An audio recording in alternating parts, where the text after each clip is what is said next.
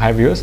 तो आज की जो वीडियो है वो VS कोड के बारे में है, क्योंकि मेरी प्रीवियस जो हमारी कोडिंग की वीडियोस हैं उसके अंदर मैंने VS कोड को रिकमेंड किया था स्टूडेंट से। तो काफ़ी सारे मेरे पास कमेंट्स आ रहे थे कि आप VS कोड के ऊपर वीडियो बना दें या हमें बता दें, क्योंकि मैंने आपको बताया था कि जो लोग वेब डेवलपमेंट के अंदर गेटिंग स्टार्ट कर रहे हैं या वेब डेवलपमेंट पढ़ रहे हैं अभी, उनको मैंने रिकमेंड किया था कि आप VS कोड को एज अ IDE यूज़ करें, मतलब अपनी कोडिंग के लिए आप VS कोड के सॉफ्टवेयर को यूज़ करें। तो चलें आज उसके कुछ VS कोड के कुछ अच्छे अच्छे फीचर्स हैं जो कि टाइम सेविंग हैं, जो कि आपको आपकी लाइफ, डेवलपर्स की लाइफ ईजी बनाते हैं। तो उसको एक्सप्लोर करते हैं, देखते हैं कि और इसके अंदर क्या क्या है। लेकिन आगे बढ़ने से पहले प्लीज़ अगर आप चैनल पर नए हैं तो उसको सब्सक्राइब करें और इस वीडियो को आप ज़्यादा से ज़्यादा लाइक करें, शेयर करें, कमेंट करें, और जो आपके क्वेश्चंस हो वो आप कमेंट में बता सकते हैं। तो चलें मैं आपके साथ स्क्रीन शेयर करता हूँ और फिर हम VS कोड को देखते हैं। तो VS कोड को यूज़ करने के लिए सबसे पहले आपको इसको डाउनलोड करके इंस्टॉल करना पड़ेगा। तो आप जैसे ही गूगल में यहाँ पर देख सकते हैं VS कोड आप लिखेंगे तो आपके सामने ये सॉफ्टवेयर आ जाएगा। ये जो ब्लू कलर का लोगो है विजुअल स्टूडियो कोड, ये माइक्रोसॉफ्ट का ही है। इसी तरह का एक और सॉफ्टवेयर है जिसका नाम है विजुअल स्टूडियो। तो ये भी माइक्रोसॉफ्ट का है, लेकिन ये एक फुल पैक, मतलब एक बहुत बड़ा सॉफ्टवेयर है जो कि .NET के लिए स्पेशली यूज़ होता है। डेस्कटॉप एप्लीकेशंस वगैरह या वेब एप्लीकेशंस भी आप इसमें काम कर सकते हैं, लेकिन ये पूरा बहुत बड़ा सूट होता है जिसके अंदर बहुत सारी चीज़ें होती हैं। और ये इसका VS कोड इसका लाइट वेट वर्जन है जो कि हम HTML CSS जावास्क्रिप्ट वगैरह इन सब चीज़ों के लिए यूज़ कर सकते हैं, या इसके अलावा और भी बहुत सारे लैंग्वेजेस के लिए हम यूज़ कर सकते हैं। और ये इसका लाइट वेट वर्जन है, फ्री वर्जन है, आप इसको फ्री में डाउनलोड कर सकते हैं। तो इन दोनों में फ़र्क है, ये एक विजुअल स्टूडियो है और ये VS कोड है। VS कोड का जो ब्लू लोगो के साथ ये आपने डाउनलोड करना है, विजुअल स्टूडियो आपने डाउनलोड नहीं करना। VS कोड के बारे में हम पढ़ रहे हैं, ठीक है। तो उसको आप डाउनलोड करके अपने पास इंस्टॉल कर लेंगे, जैसे नॉर्मली कोई भी सॉफ्टवेयर इंस्टॉल होता है। उसके बाद इसको जब आप चलाएंगे, VS कोड को रन करेंगे, इसकी ऐप को, ये तीनों प्लेटफॉर्म्स में अवेलेबल है, विंडोज़, लिनक्स, मैक, किसी में भी आप इंस्टॉल कर सकते हैं। इसको आप जब फर्स्ट टाइम रन करेंगे तो जब भी जैसे ही आप इस पर काम करना शुरू करेंगे तो आप यहाँ से कोई भी फाइल को, इसको जैसे नॉर्मल सॉफ्टवेयर में होता है, आप इसको राइट क्लिक करके ओपन न्यू फाइल करके आप कोई भी फाइल ओपन कर सकते हैं। अच्छा, इसके साथ यहाँ पर ओपन फाइल का भी है और ओपन फोल्डर का भी है। इसमें एक मेजर डिफरेंस है। मैं आपको हाईली रिकमेंड करूँगा कि आप जब भी काम करें तो आप ओपन फोल्डर के साथ ही काम किया करें, क्योंकि जब हम काम करते हैं वेब डेवलपमेंट के प्रोजेक्ट्स पे, वेबसाइट्स पे, तो उसके अंदर ज़रूरी नहीं है कि आपके प्रोजेक्ट के अंदर सिर्फ एक ही फाइल हो। अगर एक ही फाइल है तो फिर आप सिर्फ ओपन फाइल करके उसको काम कर सकते हैं। मीन्स आप एक फ़ाइल खोल लें और उसके अंदर जो भी आपके पास फाइल है, आप कोई भी फाइल जो है वो उसको ओपन कर सकते हैं, ठीक है। वो आपके पास फाइल आ जाएगी। जैसे मैं कोई भी एक फाइल ओपन करता हूँ, आप न्यू फाइल भी बना सकते हैं, या फिर आप कोई भी यहाँ से फाइल जो है वो ओपन कर सकते हैं। जैसे लेट सपोज मेरे पास एक ये फाइल है कोड की, PHP की, ये मैंने अपने पास ओपन कर ली, ठीक है। अब इसी प्रोजेक्ट के अंदर मेरे पास बहुत सारी और भी फाइल्स हैं जो कि जिसके अंदर मुझे काम करना है। तो अब मुझे बार बार वो एक एक फाइल के ऊपर जाना पड़ता है, ठीक है। तो आपके पास VS कोड आपको ये फैसिलिटी देता है कि आप यहाँ से इसको ओपन फोल्डर कर लें और फिर आप उसके अंदर पूरा फोल्डर जो है वो सिलेक्ट कर सकते हैं। पूरे प्रोजेक्ट का आपका फोल्डर ओपन हो जाएगा, ठीक है। और फिर पूरा फोल्डर आपका यहाँ पर आ जाता है राइट साइड। यहाँ से जो फर्स्ट आइकन देख रहे हैं, यहाँ से आप इसको ओपन एंड क्लोज कर सकते हैं, जो आपका ये लेआउट पैनल है जहाँ से आप फाइल्स अपनी देख सकते हैं। तो यहाँ पर अब आपकी पूरे प्रोजेक्ट्स की जितनी भी फाइल्स हैं वो सारी आपके सामने आ गई। आप किसी भी फाइल में काम करना चाहें आप उस पर जाके काम कर सकते हैं, ठीक है। तो हमारे पास ये कुछ फाइल्स हैं, इसमें से आप किसी भी पूरा फोल्डर आपने ओपन कर लिया है, इसमें से कोई भी फाइल है आप यहाँ से बना सकते हैं। इवन आप न्यू फाइल कोई बनाना चाहें तो वो भी आप यहाँ पर क्लिक करके न्यू फाइल बना सकते हैं। यहाँ से आप न्यू फोल्डर भी क्रिएट कर सकते हैं with in this project, with in this जो आपका प्रोजेक्ट का फोल्डर है, इसी प्रोजेक्ट के अंदर आप दूसरा फोल्डर भी बना सकते हैं, दूसरी फाइल्स भी बना सकते हैं। तो जैसे यहाँ पर हम एक न्यू फोल्डर बना के उसको ओपन करते हैं, तो आप यहाँ पर आ जाएं। जैसे मैं इधर एक फ़ोल्डर क्रिएट करता हूँ, मैं कहीं पर भी हम डेस्कटॉप पे एक फ़ोल्डर बना लेते हैं,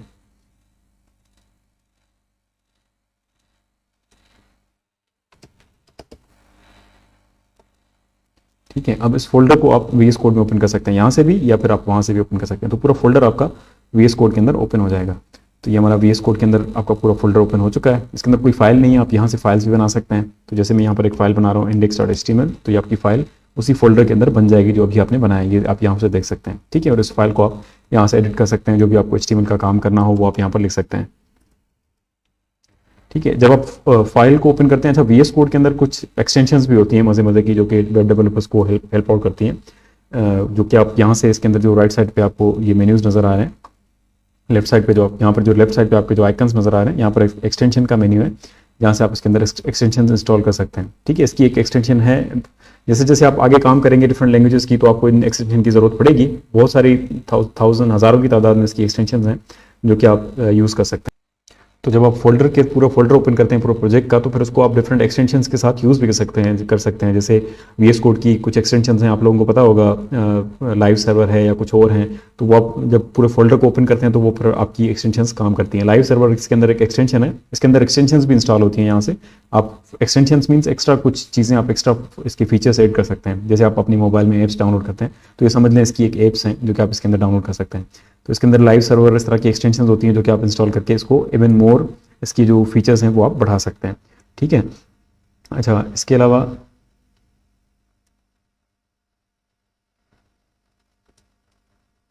अच्छा, तो आप मैंने जैसे आपको बताया कि आप फाइल्स पूरा फोल्डर ओपन करके फिर उसके अंदर फाइल्स भी क्रिएट कर सकते हैं। तो जैसे ये फाइल एक्सप्लोरर में वापस जाने के लिए आप ये फर्स्ट वाला आइकन है, इस पर क्लिक करेंगे तो ये आपको फाइल्स आ गए। अब जैसे एक और फाइल यहाँ पर क्रिएट करते हैं, जैसे about.html, सपोज आपकी वेबसाइट के अंदर डिफरेंट फाइल्स हैं, तो आप यहाँ पर जितनी भी फाइल्स ओपन करते जाएंगे वो आपकी यहाँ पर साइड टू साइड आ जाएंगी। आपकी index.html है, यहाँ पर हम लिख देते हैं इंडेक्स फाइल, इसको सेव करें, और ये आपकी अबाउट की फाइल है, अबाउट पेज। तो ये आपकी दो फाइल्स हैं। आप यहाँ से फाइल्स बना सकते हैं और किसी भी फाइल में आपको काम करना हो वो आप काम कर सकते हैं। लेट्स सपोज यहाँ पर मैं एक CSS की फाइल क्रिएट करता हूँ, तो ये आपकी CSS की फाइल भी आ जाएगी। ठीक है। और CSS की फाइल के अंदर हम कुछ भी लिख देते हैं, जैसे H1 को हम कलर दे देते हैं। ठीक है। और इनको आप फाइल्स को यहाँ से बंद भी कर सकते हैं। यहाँ पर इसके कुछ और शॉर्टकट्स हैं, वो भी मैं आपको बताऊंगा। तो अभी जैसे मैंने यहाँ पर इंडेक्स की फाइल ओपन की है, उसके बाद मैं अबाउट पे क्लिक कर रहा हूँ। ठीक है। और उसके बाद मैं CSS स्टाइल की फाइल पे क्लिक कर रहा हूँ। यहाँ पर आप देखिएगा, तो अभी जैसे मैंने इंडेक्स की फाइल ओपन की हुई है, अभी मैं अबाउट की फाइल पे काम करना चाह रहा हूँ, तो उस पर क्लिक कर रहा हूँ, तो उसके साथ दूसरी फाइल ओपन नहीं हो रही। ठीक है। ये उसी टैब के अंदर आपकी उसी फाइल को लोड कर रहा है। तो अगर आप चाहते हैं कि ये फाइल आपकी उधर आ जाए, मतलब इसके साइड में खुल जाए, तो उसका रीज़न ये कि आपने इस फाइल्स के अंदर कोई चेंजेस नहीं की, इस फाइल के अंदर आपने कुछ चेंज नहीं किया, इसी की वजह से वो उसको दोबारा से ओपन नहीं कर रहा। तो चले, जैसे मैंने इंडेक्स वाली फाइल में आ गया और यहाँ पर मैं एक पैराग्राफ ऐड करता हूँ। ठीक है। अच्छा, इसमें भी मुझसे किसी ने क्वेश्चन पूछा था कि आप यहाँ पर जैसे VS कोड में काम करते हैं, आप लिखते हैं, तो ये पूरा जैसे आप लिखते जाते हैं कोड, तो आप वो पूरा स्क्रीन ऑफ द स्क्रीन चला जाता है, आगे चला जाता है, वर्ड रैप नहीं होता, नीचे न्यू लाइन पे नहीं आता। ठीक है। तो उसको आप वर्ड रैप कर सकते हैं यहाँ से व्यू में जाके, यहाँ पर इसके अंदर वर्ड रैप ये है, और इसका शॉर्टकट भी है अल्टर जेड। ठीक है। आप कोशिश करें कि इसके शॉर्टकट्स जो हैं उनको आप याद करें। तो आप अल्टर जेड को प्रेस करेंगे तो ये वर्ड रैप आ जाएगा, आपका जो टेक्स्ट है वो नीचे आ जाएगा। कंट्रोल जेड नहीं, मैंने कंट्रोल जेड को प्लेस कर दिया, तो आप इसको अल्टर जेड को क्लिक करेंगे तो वो आपका वर्ड रैप में नीचे आ जाएगा। तो अभी जैसे इस फाइल के अंदर मैंने चेंज किया है, अब अगर आप अबाउट पे क्लिक करेंगे तो वो अबाउट वाली फाइल दूसरे टैब में खुल जाएगी। इसी तरह से अगर मैं CSS पे क्लिक कर रहा हूँ, ठीक है, CSS और अबाउट के अंदर क्योंकि मैंने चेंजेस नहीं की, तो ये उसी टैब के अंदर इसको ओपन कर रहा है। तो अभी CSS के अंदर भी थोड़ी सी चेंजेस करते हैं। जैसे अभी मैंने पैराग्राफ बनाया, तो पैराग्राफ के अंदर मैं इसको देता हूँ फॉर एग्जाम्पल पैडिंग 5px। ठीक है। अब CSS की फाइल में भी यहाँ पर भी मैंने चेंजेस कर दिए हैं। तो अब अगर आप अबाउट की फाइल खोलेंगे तो वो अलग से खुलेगी। मीन्स जैसे जैसे आप फाइल्स में चेंजेस करते जाते हैं तो वो फाइल आपकी खुली रहती है जब तक आप उसको सेव ना करें। और बाकी जिस फाइल्स में जो अनचेंज्ड फाइल होती है तो वो आपकी उसी टैब के अंदर ओपन होती है। ठीक है। दूसरा फाइल्स के अंदर जैसे आप ये भी देख सकते हैं कि यहाँ पर ये दो फाइल्स हैं, जैसे index.html है, इसके अंदर आप यहाँ पर सर्किल देख सकते हैं इसके नाम के साथ। style.css में यहाँ पर आप सर्किल देख सकते हैं, और about.html के अंदर वो सर्किल नहीं है। तो ये भी आपको शो कर रहा है कि ये फाइल इन फाइल्स के अंदर आपने चेंज किया है, लेकिन ये सेव नहीं है फाइल, मतलब आपने इन फाइल्स को अनसेव ही छोड़ दिया, इसको आपने सेव नहीं किया। सेव करेंगे तो फिर ये सर्किल जो है वो खत्म हो जाएगा। यहाँ से जैसे इसको मैंने सेव कर दिया, सेव करने के लिए Ctrl+S, या फिर आप फाइल्स में जाके यहाँ से भी सेव कर सकते हैं, या फिर आप Ctrl+S करेंगे तब भी आपकी फाइल सेव हो जाएगी। अब मैंने तीनों फाइल्स को सेव कर दिया, अब इसके अंदर कोई चेंजेस नहीं है, तो अगेन ये उसी टाइप के अंदर इसको ओपन करेगा। ठीक है। अभी तो तीनों फाइल्स खुली हुई हैं, तो ये इस वजह से उसको खोल रहा है। या अगर आप कोई और फाइल खोलते तो वो न्यू फाइल ओपन नहीं करेगा जब तक, मतलब अनचेंज फाइल को ये एक्टिव रहता है, बाकी सबको वो बंद कर देता है। अच्छा, अगर आपके पास बहुत सारी फाइल्स होती हैं, जैसे अभी स्टाइल के अंदर मैंने कुछ और लिखा, फॉर एग्जांपल यहाँ पर मैंने पैराग्राफ को मैं कलर दे रहा हूँ ब्लू।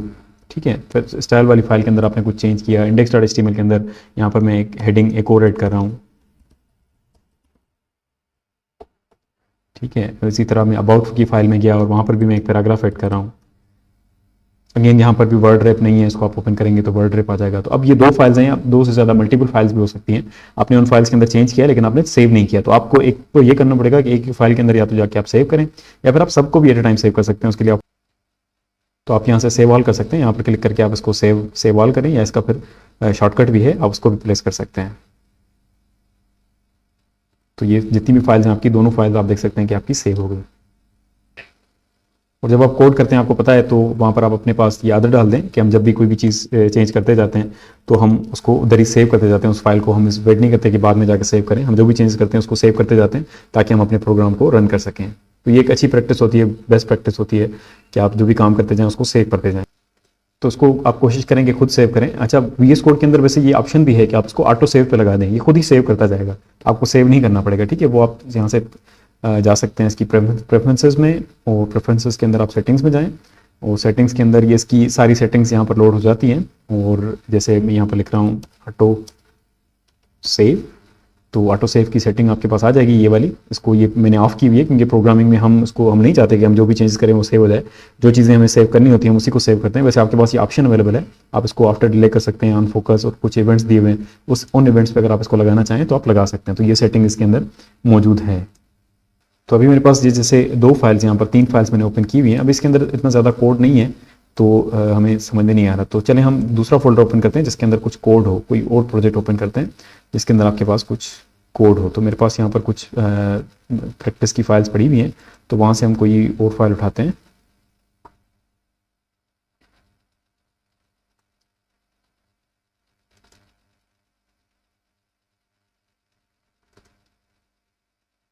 ठीक है, इस पूरे फोल्डर को मैं ओपन करता हूँ। अब इसके अंदर बहुत सारी फाइल्स हैं जो कि आप देख सकते हैं, ठीक है। इसके अंदर बहुत सारी फाइल्स हैं जो कि पहले से खुली भी हुई हैं, और इसके अंदर CSS की फाइल्स भी हैं, और सारी फाइल्स आपके सामने हैं, ठीक है। तो अभी ये मेरे पास बहुत सारी फाइल्स यहाँ पर खुली हुई हैं, कुछ इसमें से सेव भी नहीं है। तो अगर आप एक एक फाइल को बंद करने बैठेंगे तो टाइम लगेगा, तो आप यहाँ पर राइट क्लिक करके क्लोज ऑल भी कर सकते हैं, या फिर Ctrl+K+W प्रेस करेंगे तो ये सारी फाइल्स क्लोज हो जाएंगी। जो उनमें से सेव नहीं होंगी उसका आपके पास नोटिस आ जाएगा कि आप उसको सेव करें, या फिर आप पहले सेव ऑल करके उसके बाद भी इसको सेव कर सकते हैं। तो ये मेरी फाइल सारी इसमें से मैंने बंद कर दी है। तो इसमें आप देख सकते हैं डिफरेंट फाइल्स हैं हमारे पास। एक ये फाइल है, अब मैंने इन फाइल में मैंने चेंज नहीं किया तो ये सिमिलर उसी टाइप के अंदर खुल रहे हैं, लेकिन अगर आप इसमें कोई चेंजेस करते हैं जो कि सेव नहीं करेंगे फिर दूसरी फाइल को ओपन करेंगे तो वो यहाँ पर आ जाएगी, ठीक है। यहाँ पर आप देख सकते हैं, यहाँ पर हमारे पास CSS की फाइल भी होगी CSS के अंदर, ठीक है। यहाँ पर हमारे पास ये स्टैंडर्ड CSS की फाइल है, और जो कि मिनीफाइड है, आप इसको पढ़ नहीं सकते, लेकिन मतलब जितनी भी फाइल्स हैं आप यहाँ पर खोल सकते हैं, ठीक है। अब जैसे मेरे पास ये वाली फाइल है, PHP की डिफरेंट फाइल्स हैं, तो इसको आप क्लिक करके इसी टैब के अंदर ओपन कर सकते हैं। या फिर आप कोई भी फाइल अगर आपको कंपेयर करनी हो या उस पर काम करना हो तो आप यहाँ पर राइट क्लिक करके ओपन टू द स्लाइड, इसके अंदर ऑप्शन होता है ओपन टू द साइड, इस पर क्लिक कर सकते हैं। आप साइड टू साइड 2 फाइल्स आपके सामने खुल जाएंगी। आपकी ये gigs.php इधर है, और यहाँ पर या किसी और फाइल पर आप अगर आप दोनों कंपेयर करना चाहें या दोनों में अंदर काम करना चाहें तो वो भी आप इस तरीके से मल्टीपल फाइल्स भी यहाँ पर ओपन कर सकते हैं। और ये जो फाइल एक्सप्लोरर है इसको अगर आप बंद करना चाहें तो Ctrl+B को प्रेस करें तो ये फिलहाल हाइड हो जाएगा, और फिर आप अच्छे तरीके से काम कर सकते हैं। और इसको वापस लेकर आने के लिए आप दोबारा Ctrl+B प्रेस करेंगे तो ये वापस आ जाएगा, और इसको आप यहाँ से बाद में क्लोज भी कर सकते हैं। तो आपके पास जो मल्टीपल फाइल्स खुली हुई हैं यहाँ पर भी आप इसको क्लिक करके आप स्प्लिट अप कर सकते हैं, ये यहाँ पर खुल के आ जाएगी, ठीक है। और इसको आप यहाँ से बंद भी कर सकते हैं डिफरेंट फाइल्स को, और डिफरेंट फाइल्स को पहले आप ओपन करें और उसके बाद आप इसमें दे सकते हैं। जब जैसे ये फाइल है इसको आप split down, split left, split right, इस तरह से आप स्प्लिट कर सकते हैं, स्क्रीन को स्प्लिट कर सकते हैं, एंड देन आप दोनों फाइल्स के अंदर काम कर सकते हैं। जब आपकी फ़ाइल बड़ी होती है तो उसके अंदर काफ़ी ज़्यादा कोड होता है। जैसे आप कोई बड़ी फाइल यहाँ से ओपन करें, जैसे यही है, इसके अंदर आप देखें 80 लाइन्स हैं, तो आप स्क्रॉल करना पड़ता है। तो यहाँ पर आपको ये इसका थोड़ा सा प्रीव्यू दिखाता है कि आपकी फ़ाइल कितनी बड़ी है, और यहाँ से भी आप इसको स्क्रॉल कर सकते हैं, देख सकते हैं कि आप कौन से हिस्से में काम कर रहे हैं। तो ये भी एक अच्छा फीचर है जहाँ से आपको प्रीव्यू मिल जाता है पूरी फाइल का कि आप कहाँ पर काम कर रहे हैं।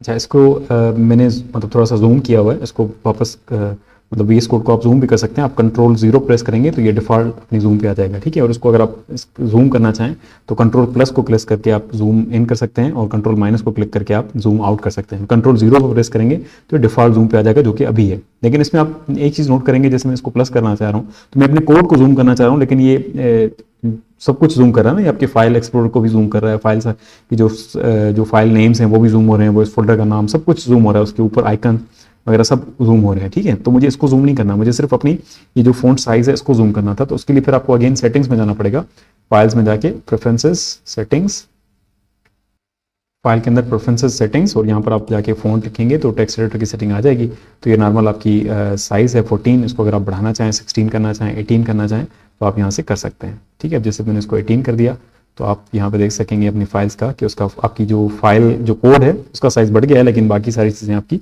स्टिल सेम है, छोटी हैं, ताकि आप सिर्फ अपने कोड को बड़ा करके आप देख सकते हैं। फिर आप अगेन इसको अगर कम करना चाहें, अगेन आप फाइल्स में जाके, प्रेफरेंसेस में जाके, सेटिंग्स में जाके कंट्रोल प्लस कॉमा को दबाएंगे तब भी आप सेटिंग्स में आ जाएंगे। यहाँ पर फ़ॉन्ट साइज़ जो 18 है इसको मैं थोड़ा सा कम करना चाह रहा हूँ, 16 कर दें, इसको एंटर कर देंगे तो ये आपकी सेटिंग्स अप्लाई हो जाएंगी और ये 16 में अभी आप देख रहे हैं। और सेटिंग्स के अंदर, इसके अंदर मतलब आप इसको प्ले अराउंड करें, देखें जाके, सेटिंग्स के अंदर बहुत सारे और ऑप्शन है। जैसे कर्सर का, आप इसका फ़ॉन्ट फैमिली चेंज कर सकते हैं। आपके पास कर्सर का भी ऑप्शन होता है कि आप इसमें कर्सर को चेंज कर दें। कर्सर की जो लाइन होती है उसको आप यहाँ से सर्च भी कर सकते हैं। जो कर्सर की सेटिंग है, जैसे ये नॉर्मली लाइन है, आप यहाँ पर देख सकते हैं ना कि एक लाइन की तरह शो हो रहा है, तो उसको आप चेंज कर सकते हैं। बहुत सारे लोग उसको चेंज कर लेते हैं, जैसे लाइन से आप इसको ब्लॉक कर दें। अब आप यहाँ पर देखें तो इस तरह से ये ब्लॉक की तरह शो होगा, जैसे पहले C++ में और इसमें शो, उसके एडिटर में शो होता था। अंडरलाइन कर सकते हैं, लाइन थिन कर सकते हैं, ब्लॉक आउटलाइन कर सकते हैं, ठीक है। तो आप अपने हिसाब से जैसे भी आप चेंज करना चाहें इस तरीके से कर सकते हैं। तो ये नॉर्मली डिफ़ॉल्ट में जो लाइन पे होता है तो उसको आप लाइन पे कर सकते हैं। और भी इसके अंदर बहुत सारी सेटिंग्स हैं जो कि आप यहाँ से कलर्स वगैरह वो सब कुछ चेंज कर सकते हैं अपने हिसाब से। आप इसको कस्टमाइज़ कर सकते हैं अपने डेवलपमेंट एनवायरनमेंट को। अच्छा, सेटिंग्स के अंदर इसकी थीम्स भी होती हैं, जो आप ये कलर स्कीम देख रहे हैं ना, डार्क थीम की, तो उसको आप थीम, ये कलर वगैरह भी चेंज कर सकते हैं। यहाँ पर देखें थीम्स का सेम है, या फिर आप प्रेफरेंसेस में जाके आप सेटिंग्स में जाएँ तो यहाँ पर आप थीम दिखें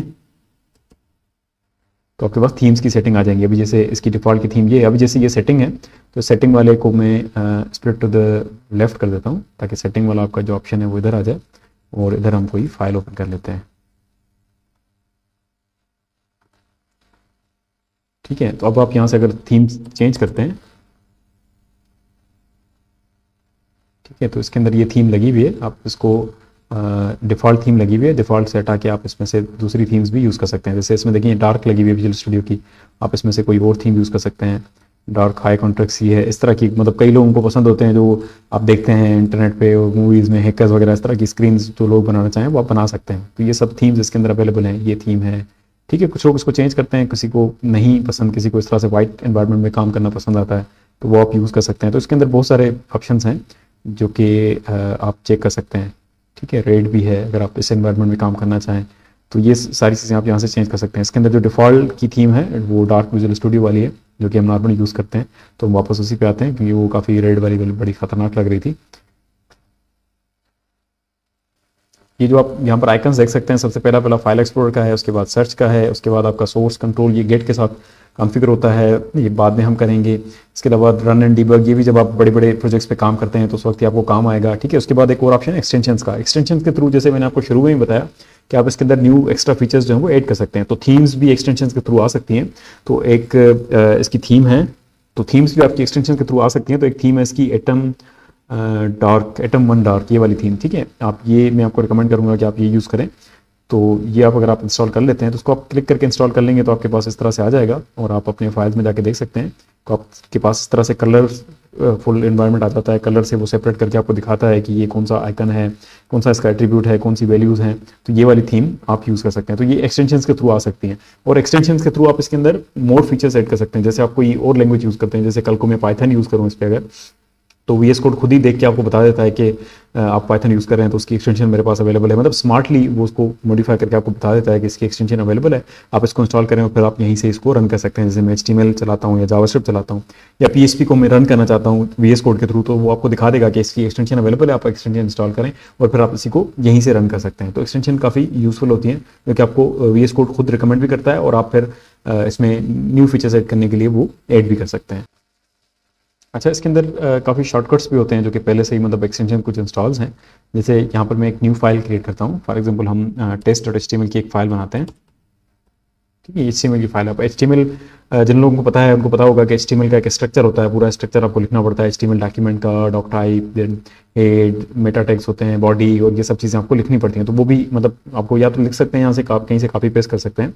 तो यहाँ पर क्योंकि अभी मैं HTML में काम कर रहा हूँ तो VS कोड को पता है कि आप HTML लिख रहे हैं, तो वो आपके लिए वो जो स्ट्रक्चर होता है, बेसिक स्ट्रक्चर, वो खुद ही लेकर आएगा। तो आप यहाँ पर ये एक्सक्लेमेटरी मार्क अगर डालेंगे, इसको एंटर करेंगे, HTML का जो बेसिक स्ट्रक्चर होता है वो आपके सामने ऐड करके लेकर आएगा। इसके अलावा और भी इसके अंदर बहुत सारे शॉर्टकट्स होते हैं। जैसे मैं यहाँ पर एक H1 लगाना चाह रहा हूँ, H1 क्लिक करेंगे तो उसका ओपनिंग एंड क्लोजिंग टैग खुद ही आ जाएगा। थोड़ा सा इसको हम जूम कर लेते हैं ठीक है। तो इसका ओपनिंग एंड क्लोजिंग टैग खुद ही आ जाएगा, ठीक है। अच्छा, ये जो साइड बार है जहाँ पर आप फाइल्स देख रहे हैं, इसको अगर आप क्लोज कर दें तो बड़ी स्क्रीन पर हमें प्रॉपर्ली नजर आएगा, ठीक है। तो आप H1 लगाते हैं कोई भी हेडिंग देने के लिए, तो वो उसका ओपनिंग एंड क्लोजिंग टैग खुद ही ऐड कर देगा। फॉर एग्जांपल आप कोई और HTML का टैग लगाते हैं, जिसमें पैराग्राफ लगाता हूँ, तो उसका ओपनिंग एंड क्लोजिंग टैग खुद ही आ जाएगा। या फिर आप पैराग्राफ के अंदर कोई डमी टेक्स्ट, जब हम काम करते हैं तो कोई डमी टेक्स्ट आपको ऐड करना है, तो आप यहाँ पर लोरेम लिखें तो ये आपको एक 2-3 लाइन्स के डमी टेक्स्ट उसके अंदर ऐड कर देगा। क्योंकि जब हम वेबसाइट्स बनाते हैं, डिज़ाइंस बनाते हैं, तो उसके अंदर हम कंटेंट पुट करना होता है। खाली खाली वेबसाइट्स में वो अच्छी नहीं लगती, वाइट स्क्रीन अच्छी नहीं लगती, तो उसके अंदर हमें कंटेंट पुट करना होता है। तो जब तक कंटेंट क्लाइंट प्रोवाइड करे तब तक हम उसके अंदर डमी टेक्स्ट डालते हैं। तो डमी टेक्स्ट भी कहाँ से आएगा, वो आपको कहीं से कॉपी करना पड़ता है। ये VS कोड आपको उसकी फैसिलिटी भी देता है कि आप इजीली ऐड कर सकते हैं। और भी इसके शॉर्टकट के बहुत सारे फीचर्स हैं। जैसे मैं एक कंटेनर बनाना चाह रहा हूँ, मतलब डिव विद कंटेनर क्लास बनाना चाह रहा हूँ, तो आप डॉट लिख के उस क्लास का नाम लिख के एंटर करेंगे तो ये डिव कंटेनर क्लास के साथ खुद ही बना देगा। सिमिलरली अगर मैं एक और डिव बनाना चाह रहा हूँ, जैसे यहाँ पर मैं एक और डिव बनाना चाह रहा हूँ विद क्लास ऑफ होम, तो आप यहाँ पर डॉट होम लिख के टेब दबाएंगे तो ये डिव बना देगा with class of home. Similarly अगर आप इस तरह से जैसे बूटस्ट्रैप में आप काम करते हैं, तो आप यहाँ पर ऐसे लिख सकते हैं, जैसे मैं एक रो बना रहा हूँ और उस रो के अंदर कॉलम बनेंगे, ठीक है। और उस रो के अंदर डिव बनेंगे, कितने कॉलम चाहिए मुझे, 4 कॉलम चाहिए, तो डिव स्टेरिक 4 लिख के आप टेब दबाएंगे तो ये रो की आपकी डिव बना देगा और उसके अंदर 4 डिव्स भी आ जाएंगे। और सिमिलरली आप एट ए टाइम चारों में लिख भी सकते हैं, ठीक है। उसके लिए आपको इसको सिलेक्ट करना पड़ता है। तो आप यहाँ पर इसको, जैसे कर्सर आपका यहाँ पर है, फिर उसके बाद आप अल्टर को क्लिक करके अल्टर की को प्रेस करें और फिर जहाँ पर भी आप कर्सर रखेंगे वो आपका सिलेक्ट हो जाएगा। तो अल्टर को प्रेस करें और यहाँ पर रखें, यहाँ पर रखें और यहाँ पर रखें। ये चारों लाइन्स आपकी सिलेक्ट हो गई। अब आप चारों लाइन्स में एट अ टाइम लिख सकते हैं, hello there, this is inside row, ठीक है। तो ये चारों आपकी सिलेक्टेड हैं, वहाँ पर आप इजीली लिख सकते हैं। उसके बाद जब आप सिलेक्शन खत्म करना चाहें तो आप एस्केप को प्रेस करें तो ये खत्म हो जाएगा। और इसके अंदर बूटस्ट्रैप की भी एक्सटेंशन है, वो आप इंस्टॉल करते हैं तो बूटस्ट्रैप की रो कॉलम्स वगैरह वो भी आपके सारे खुद ही आते जाते हैं इसके अंदर। अच्छा, पहले अभी जब हम इस पर काम कर रहे थे तो मैंने आपको स्क्रीन को बड़ा दिखाने के लिए मैंने साइड बार को बंद किया था। लेकिन अगर आपको किसी और फाइल में मतलब नेविगेट करना है तो आपको फिर साइड बार ओपन करनी पड़ेगी। उसके लिए शॉर्टकट है Ctrl+V। तो ये साइड बार जब आप ओपन करते हैं, क्लोज करते हैं, तो आपका कोड सारा आप देख रहे हैं ना कि आगे जा रहा है, फिर पीछे जा रहा है, आगे जा रहा है, पीछे जा रहा है। तो आप इस साइड बार को राइट साइड पे मूव भी कर सकते हैं। तो आप यहाँ पर क्लिक करके इसको आप यहाँ पर move primary side bar to, आप इसको वहाँ पर कर सकते हैं राइट साइड पे। तो ये आपकी साइड बार राइट साइड पे आ जाएगी। और इसको अगर आप क्लोज ओपन क्लोज करें तो आपके कोड पे कोई फर्क नहीं पड़ेगा, आपका कोड वही खुला रहेगा और उसको आप ओपनिंग क्लोज उसी तरीके से Ctrl+V के साथ कर सकते हैं। आप इसको वापस अगर वापस लेकर आना चाहें तो अगेन आप यहाँ से इसको वापस लेकर आ सकते हैं, move primary side bar to left. और फिर इसके अंदर ये जो आइकन्स हैं, अगर आप ये यूज़ नहीं करते तो आप इसको रिमूव भी कर सकते हैं। यहाँ पर देखिए ऑप्शन दिया हुआ, एक्सप्लोर नहीं चाहिए, जैसे सोर्स कंट्रोल मुझे नहीं चाहिए, या फिर ये डीबग वाला ऑप्शन है फिलहाल मुझे नहीं चाहिए, तो आप इनको ओपनिंग क्लोज भी कर सकते हैं और बाद में भी जाके आप इसको ऑन कर सकते हैं।